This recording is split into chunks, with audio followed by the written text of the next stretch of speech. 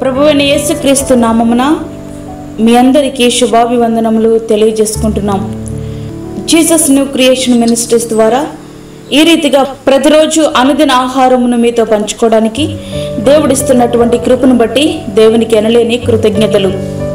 ప్రియమైన సహోదరి సహోదరుడా, అందరూ ఎలా ఉన్నారు? బాగున్నారా? దేవుని నామమును బట్టి మీ అందరూ బాగుండాలని మేము కోరుకుంటున్నాము.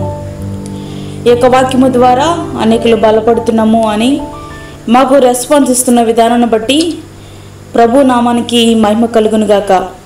వాక్య ధ్యానంలోనికి మనం వెళ్దాము. కీర్తనలు 121:7-8 వచనాలు. ఏ అపాయమును రాకుండా యెహోవా నిన్ను కాపాడును, ఆయన నీ ప్రాణమును కాపాడును. ఇది మొదలుకొని నిరంతరము నీ రాకపోకలందు యెహోవా నిన్ను కాపాడును. ఆయన నిన్ను కాపాడుతాడు, నీ ప్రాణమును కూడా కాపాడుతాడు. ఈ దినాలలో బయటికి వెళ్ళిన వారు క్షేమంగా ఇంటికి తిరిగి వస్తారన్నటువంటి నమ్మకము లేని దినాల్లో మనం ఉంటున్నాం. మరి మనము మన కుటుంబాలు సజీవంగా ఉన్నాయి అంటే అది దేవుని కాపుదల మాత్రమే. ఈ భయంకరమైన దినాలలో కూడా దేవుని కాపుదల క్రింద మనం ఉంటున్నామంటే అది కేవలము దేవుని యొక్క కృప మాత్రమే. అనేక ప్రాంతాలు వెళ్తూ వస్తున్నప్పుడు ఆయన కృప మనకి తోడుగా ఉంటుంది. దేవుని కాపుదలలో మనం ఉన్నప్పుడు దేవుడు మనలను ఆపదలు సంభవించిన తర్వాత కాపాడిన సందర్భాలు కొన్ని అయితే, ఏ ఆపద ఏ తెగులు మన దరి చేరకుండా మనల్ని కాపాడిన సందర్భాలు లెక్కలేనని, ప్రతి దుష్కార్యం నుండి తప్పించబడుతున్నాము అంటే అది కేవలము దేవుని కాపుదల మాత్రమే. అంతేకాదు, ఈ జీవితం ముగించిన తర్వాత 2 శాశ్వతమైన స్థలాలు ఉన్నాయి. 1 నిత్య జీవం, 2 నిత్య మరణం.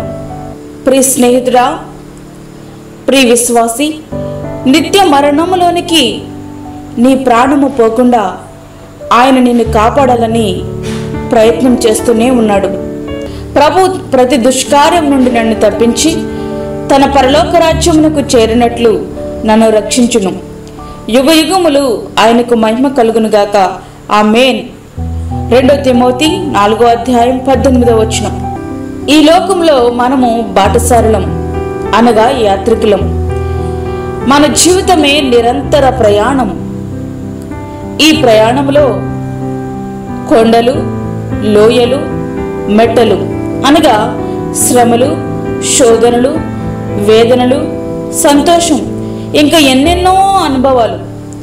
మన ప్రతి పరిస్థితి యందు ఆయన మనకు తోడయండి మన గమ్యమైన నిత్య రాజ్యానికి చేర్చడానికి ఆయన సిద్ధంగా ఉన్నాడు. ప్రియ స్నేహితుడా, ప్రియ విశ్వాసి, నీ జీవితము ముగించే సమయానికి నీ గమ్యం ఎటువైపు? నిత్య నరకమా, నిత్య జీవమా? ఒకసారి పరిశీలన చేసుకో. ఎందుకంటే మన ఎదుట 2 మార్గాలు ఉంచబడినాయి. 1 నరకము, 2వది పరలోకము. నిర్ణయించుకునే చోటు ఇదే. నిర్ణయించుకునే స్థలము ఈ భూమి మీదే. నిర్ణయించుకునే సమయము ఇదే. రేపు నీది కాదు. తరుణముండగానే నీవు సిద్ధపడు. తరుణముండగానే నీ హృదయాన్ని దేవునికివ్వు. వెలుగుండగానే నీ కుటుంబాన్ని చక్కబెట్టుకో. ఈ లోకంలో మనం యాత్రికులము, ప్రయాణికులము. మీకు ఒక విషయం తెలుసా? బస్సుల్లో కానీ ట్రైన్లో కానీ మనం ప్రయాణం చేయాలని వెళ్ళినప్పుడు మన ప్లేస్ కొరకు ముందుగా ఖర్చు నేస్తాం. ఎందుకంటే ఖర్చు వేసినటువంటి ప్లేసు మనదే అవిద్ది. కాబట్టి ఖర్చు వేసిన ఆ ప్లేస్లో ఎవరైనా కూర్చుంటే మనం ఒప్పుకోం. వాళ్ళు లేచే వరకు మనం ఊరుకోం.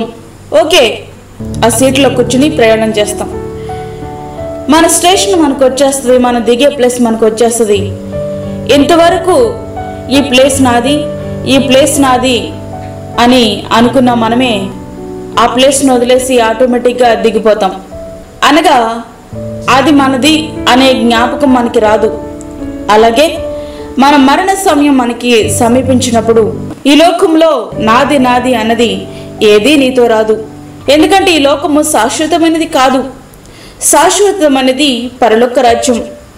అందుకే ఈ లోకంలో మనము ప్రయాణికులము, యాత్రికులము, నిరంతర ప్రయాణికులు.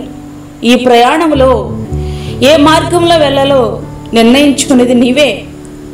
నరకానిక, పరలోకానిక? ఒకసారి ఆలోచించుకో. గమ్యం చేర్చే దేవుని వైపు చూడు. ఆయన సహాయానికే వేచి ఉండు. ఆ రీతిగా మన జీవితాలు మనం సిద్ధపరచుకుందాం. అట్టి కృప ధన్యత దేవుడు మనకి అనుగ్రహించునుగాక. ఆమేన్. వాక్యం విన్నటువంటి ప్రియమైన సహోదరులారా, ప్రార్థనలో ఏకీభవించండి. పరిశుద్ధుడైన తండ్రి, ప్రేమగల యేసు ప్రభువా, మా యొక్క జీవితంలో మరి యొక్క దినాన్ని మాకు అనుగ్రహించారు. నీకు వందనాలు. ఈ దినమంతటికీ నీ సన్నిధిని మీరు మాతో ఉంచండి. నీ కృప, నీ కాపుదల మాకు దయచేయండి. ఈ సమయంలో వాక్యం ఉన్నటువంటి నీ బిడ్డలు ఏ మార్గాన్ని ఎంచుకోవాలో నిర్ణయించుకోవడానికి వారికి నీ కృప దయచేయండి తండ్రి. అదేవిధంగా బలహీనులను బలపరచండి, రోగులను స్వస్థపరచండి ప్రభా. మా దేశాన్ని మీరు కాపాడండి ప్రభా. మా రాజకీయ నాయకులు నీతి న్యాయములతో పరిపాలించుటకు సహాయం ఇచ్చేయండి.